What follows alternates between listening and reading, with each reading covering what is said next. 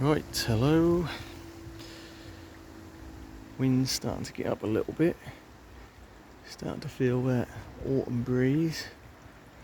Still got decent temperatures. It's still 21 today, or it has been. Sun is covered by the clouds now. Getting late afternoon. Dog's been following me about everywhere today.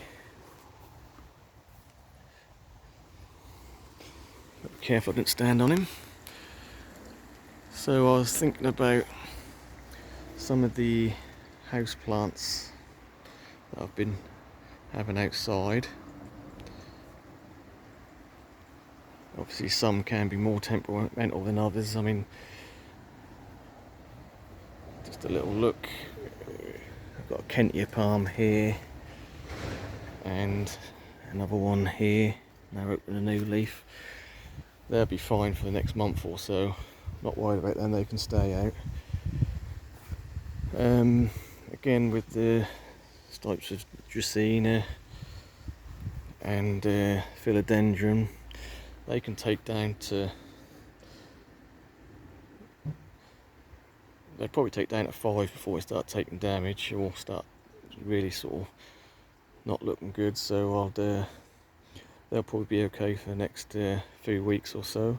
So you know that's not about a time of year, it's about the temperatures and what the weather's doing. But so that they'll be staying out a bit longer. But what I wanted to say is stuff like the more fussy house plants, and what we're really talking about here is the crotons, and to an extent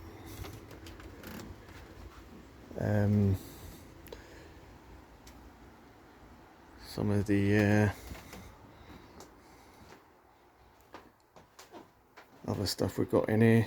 Like I say, the caladiums, I've done a video on them the other day. So what I've done is anything really fussy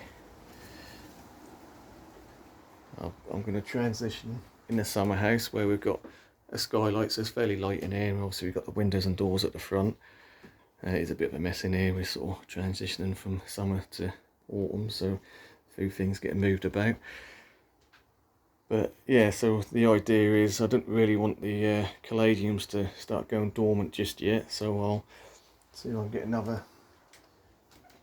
another month growth out of them in here, where obviously the nighttime temperatures will stay warmer, and also the daytime temperatures will be a lot warmer. So obviously the more growth you can get out of your plant, especially when it goes dormant over winter, then the more food you're going to give it to grow a bigger tuber, and you're going to get a stronger, bigger tuber at the end of it, and hopefully a bigger plant next year.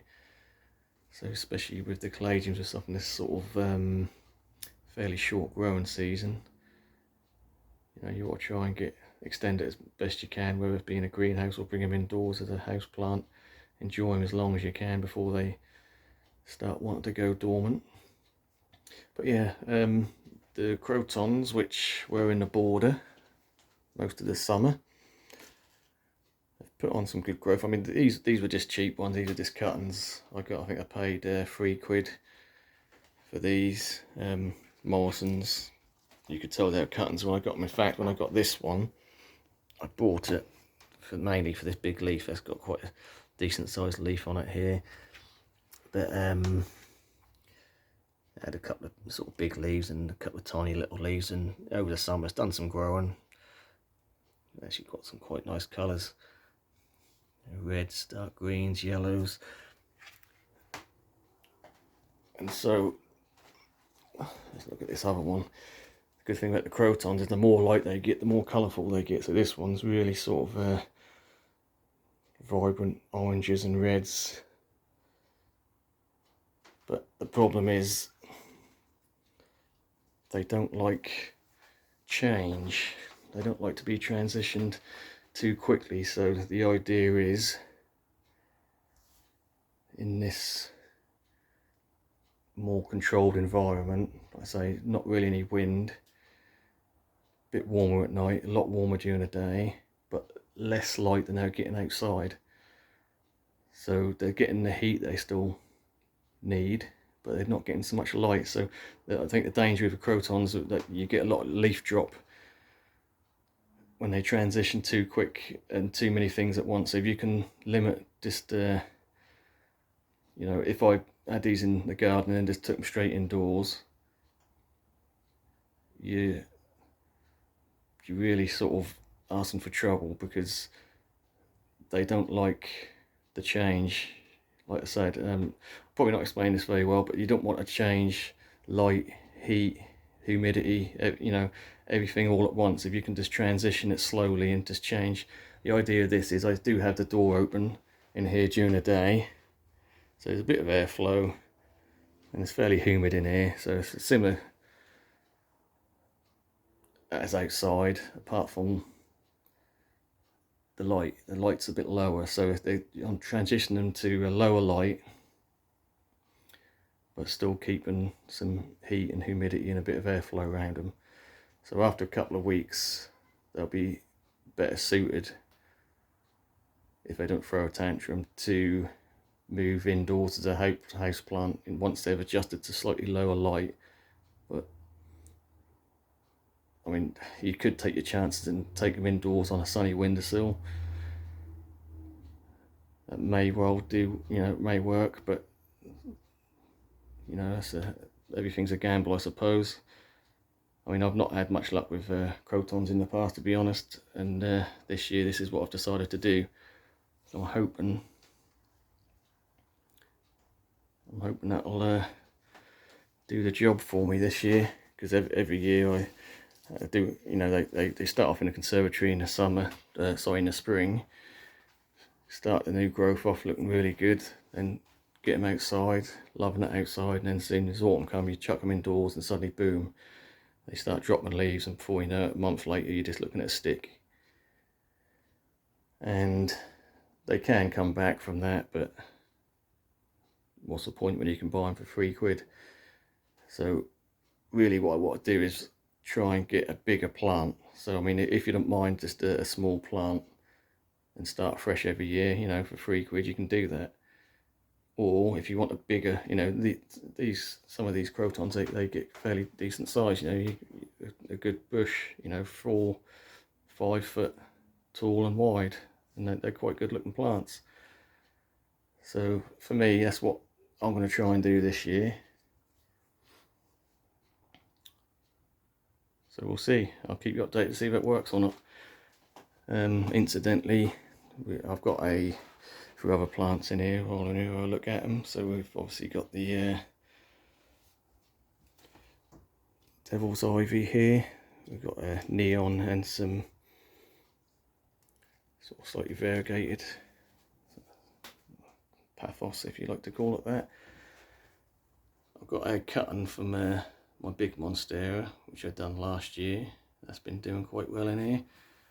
Bit of a darker corner there, but it seems to be doing okay. I'm going to start this one off in here. This is the Livingstone I done a video on previously, and I've got a cluster of 3 Dipsis catechu palms, which aren't looking too good. They were in the greenhouse and they got spider mites, so I give them a good spray down, and I'll put them in here because there's a bit more airflow, and I can give them a spray now and then to keep them a bit more humid, and hopefully that'll get rid of the spider mites on them. Yeah, so this, again, planning for winter,